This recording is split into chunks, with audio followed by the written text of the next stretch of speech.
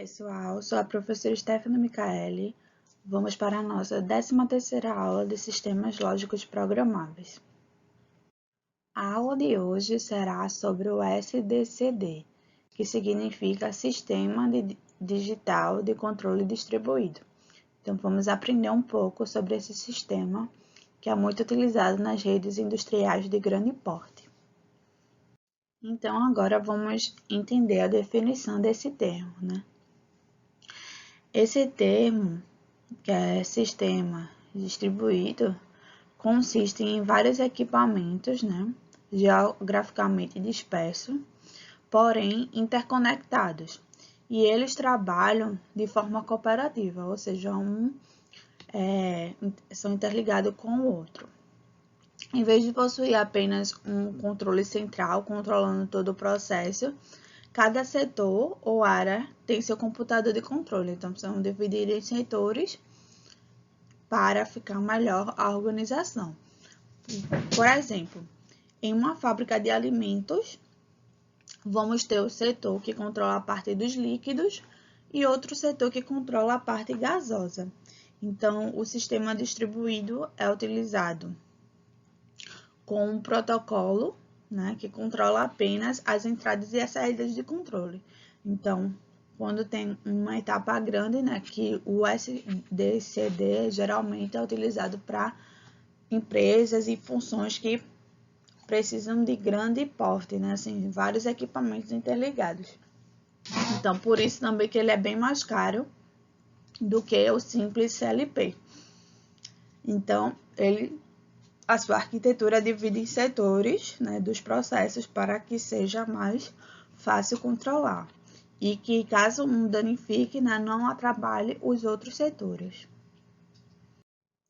Então, agora a gente vai entender as características do SDCD, que ele é composto por 3 elementos básicos, né? Tem a interface com o processo, que é a unidade de controle e aquisição de dados.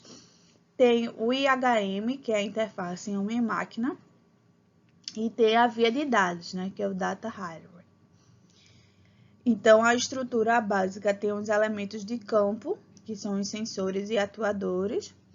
Então, a característica dessa parte é que tem múltiplas estações de processo alocadas em vários pontos da planta, né? Então, temos também a unidade de processamento, que é os cartões de entrada e saída, que é uma sala de controle central, né? Também chamada de controle supervisório. E tem a sala de controle central, que são estações de operação local e distribuídas na planta, que possuem uma interação entre as estações através de uma rede de comunicação. Então, ó, você vê aqui na imagem ao lado que tem a estação do operador, a sala de controle central e outra estação do operador. Então, todos esses dados são comunicados, né, são transferidos através de uma rede de comunicação para a estação de processo. E depois da estação do processo, vai realmente fazer o processo. Então, isso está tudo interligado, né, para poder gerar matéria-prima, passar pelo processo e gerar o produto final. Então, outra parte importante do SDCD são os protocolos que eles utilizam. Os protocolos dos barramentos industriais, eles são com canais, né, de comunicação gerenciado pelo processador, né, o controlador lógico programável. E ele traz informações dos dispositivos, tanto de entrada, né, como de saída, tanto discreto como analógico. E podendo ser desde um controle remoto, né, por exemplo, um sensor ou um atuador inteligente, quando esse dispositivo, né, o sensor ou atuador inteligente, devemos lembrar que ele não precisa do controlador lógico programável, né? Ele pode ser ligado direto no SDCD, né, para funcionar. E ele realiza o controle né? E apenas utiliza para levar as informações, na maioria das vezes, ao sistema de supervisão e controle, que é essa parte que recebe as informações do processo. Então, você vê aqui, ó, que tem o controlador lógico programável, mas ele nem sempre precisa dele, pode ser ligado diretamente, né, ao dispositivo. Então, tem aqui a estação de supervisão e controle, né, que essas informações vão ser enviadas pela rede, né, Fieldbus. Então, agora a gente vai aprender, né, e compreender as vantagens do sistema, né? Então, esse sistema tem as entradas e as saídas de forma distribuída. Então, utilizando esse sistema, você possui o maior controle do usuário final, né? Porque o usuário final utiliza seu próprio sistema, então ele vai acessar as informações quando for necessário, não precisando competir pelo uso do sistema central com outros usuários, né? Então, cada usuário tem esse acesso às informações quando for necessário. Ele também tem a maior eficiência, né? O usuário final utiliza máquinas de pequeno porte com aplicações dedicadas, obtendo assim melhor tempo de resposta. Então, eles possuem uma maior eficiência nesse processo. Ele também tem a vantagem de ter maior disponibilidade, né? Com o sistema, ele é constituído de forma independente, né? Então, como eu disse a vocês, ele é bem setorizado. Então, se um equipamento falha, os outros vão ficar funcionando sem nenhum problema, né? E isso faz com que impeça que o sistema pare por completo, né? Então, vai parar só aqueles setores que estão com problema. A modularidade, né? O sistema pode ser desenvolvido gradualmente, né? Então, começa com um pequeno número de máquinas que processam poucas aplicações e vai posteriormente aumentando o sistema. Também tem essa vantagem da flexibilidade. Então, um equipamento pode ser substituído, né? Ou também expandido, alterado ou retirado sem afetar os demais. Então, isso aqui é uma grande vantagem de você poder retirar algum equipamento e não afetar todo o processo. Então, aqui a imagem ao lado mostra a sala de controle como era antes, né? Então, o operador tinha que ficar andando, movimentando os botões, vendo os alarmes, né? Então, ficava assim. Ele ficava sempre se movimentando. Hoje em dia, a sala de controle, ó, é bem mais fácil para o operador fica sentado, então tem um sistema supervisório aqui, né? Geralmente uma tela que é bem compacta, que abrange todas as informações, então ele vê em algumas telas essas informações. Então, vem as informações dos sensores, dos atuadores, de todos os equipamentos, e ele só monitora se caso está algum saindo da normalidade, né? Então, essas imagens aqui mostram o avanço, né? Aqui era ainda o sistema mais antigo, né? Com aqueles computadores mais antigos. E aí, essa outra foto ilustra como é atualmente, né? Então, você vê que são telas bem menores e essas telas todas mostram como está o processo, né? Então, o operador consegue acompanhar de forma mais rápida e efetiva, porque todas as informações estão disponíveis ao olho dele, né? E também com os alarmes, né? Gerando os alarmes, os principais alarmes do processo. Então, aqui mostra, né, como é a arquitetura do SDCD. Então, tem aqui os protocolos HART, né, os equipamentos que funcionam com o protocolo HART, sendo enviados para o SDCD, que ele vai sendo transmitido também para os computadores, né, que tem o IHM, para que os operadores possam monitorar essas variáveis. Tem também alguns equipamentos que funcionam com o protocolo H1 Field Bus, né, que faz essa comunicação Field Bus. Então, tem vários tipos, né? Ele pode fazer ligação com os equipamentos de vários tipos de comunicação, como a Ethernet, Modbus, né? Profid, DeviceNet. Então, tem vários tipos de comunicação que o SDCD faz, né? Que ele permite. Então, aqui mostra, né? Também como é a arquitetura do SDCD, né? Então, tem os equipamentos mandando as informações e ele vai interligar com a sala de controle. Então, hoje em dia, né, tá tendo um concorrente, né, para esse sistema SDCD, que é o sistema híbrido, né, em que ele tem uma alta versatilidade e performance e também um baixo custo, porque, como eu falei a vocês, o SDCD, enquanto o CLP tem CLP em faixa de 1.000, 2.000, 3.000, o SDCD é a faixa de 100 milhões, 100 mil, 200 mil, então você pode comparar que é bem mais caro o sistema SDCD do que o CLP, né? Comprar um CLP.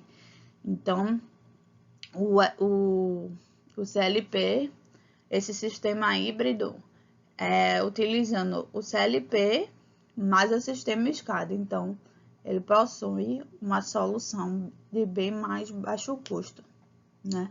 Então, são exemplos, né, dessa classe do sistema. A Industriality, que é da ABB, né? Então, é uma planta que utiliza esse sistema, em que os equipamentos estão ligados com o CLP e faz essa comunicação, monitoramento através. Então, agora a gente vai entender um pouco sobre as redes de campo, né? Então, os CLPs, eles são usados, como a gente sabe, né, tanto para ler sensores discretos como digitais, né? E também os valores de instrumentos analógicos. Então, tem a divisão, né? Caso seja a rede digital, você não utilize, os sinais de campo são detectados pelos cartões de entrada e saída do CLP. Se eles forem discretos, eles vão variar na faixa de 0 a 24 volts, em tensão contínua, né? E ele pode variar também de 0 a 110 ou de 0 a 220, tensão alternada. Então, já os sinais analógicos, eles já têm outra faixa, né? Que é de 0 a 20 mA ou de 0 a 10 volts. Então, ele tem também outra alternativa, né? Que é a rede digital de instrumentos e sensores, que esse tipo de rede atende os equipamentos que tem a comunicação Field Bus, né? Então, eles são divididos nesses 3 tipos aqui. Então, o primeiro deles é o sensor, a rede de sensores, ou Sensor Bus. Então, o que são isso? São redes, né, apropriadas para interligar os sensores e atuadores discretos, tais como chaves de limite, contactores, desviadores, então, etc. Então, são exemplos desse tipo de rede, né, Sensor Bus, a ASI da Siemens, a Seriplex, a CAN, né, e a Longworks. E tem também as redes de dispositivo ou Device Bus. Então, esse daqui são redes capazes de interligar dispositivos mais genéricos, né, como CLPs. Então, vocês podem interligar CLP com outras. Então, tem também outras remotas de aquisição de dados e controle. Você pode interligar também conversores, né? ACDC, relés de medições inteligentes.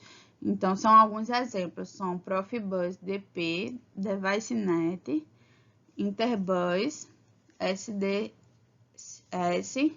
Loanworks, CAN, ControlNet e Modbus Plus. E tem também as redes de instrumentação, né? Ou Fieldbus, que são redes concebidas para entregar instrumentos tanto analógicos, né, no ambiente industrial, como transmissores de vazão, pressão, temperatura, né, as válvulas de controle. Então, esses equipamentos já utilizam o protocolo HART, Profibus. Então, são esses tipos de equipamentos aqui. Então, agora vamos conhecer as configurações gerais de um SDCD. Então, tem as estações de trabalho, né, que a abreviação vai ter aqui na imagem, que ele trata dos computadores, né, com razoável capacidade de processamento e facilidade de processamento gráfico, e que são muito utilizados, né, em operações. Então, é nele que vai ver as informações do processo. Então, ele tem que ser um computador que suporte isso, né, tem uma capacidade boa de processamento. Tem também as estações de comando, que tem a abreviação EC, que são as unidades onde o operador pode monitorar as unidades industriais. Então, em geral, as funções de engenharia podem estar incluídas nessas ECs. Então, aqui é onde fica as telas para monitoramento e a ET é a estação de trabalho, né, que é a central. Tem também as outras partes, que é a EA, né, que é a estação de aplicação. Então, nessa parte, ele vai tratar os microcomputadores que são utilizados para aplicações diversas, né, e necessitam estar conectados à rede para aquisição das informações. Então, eles são utilizados em emissões de relatórios, né, e no processamento de funções de engenharia. Quais são essas? Simulação de processos, né, químicos em indústrias, processamento de estudo do fluxo de carga, né, o curto-circuito, análise de estabilidade e etc. em sistemas elétricos de potência. Então, eles podem ter várias aplicações, né, de engenharia, dependendo do local e das funções matemáticas que serão utilizadas. Tem também a estação de controle de campo, né, que a abreviação é ECC.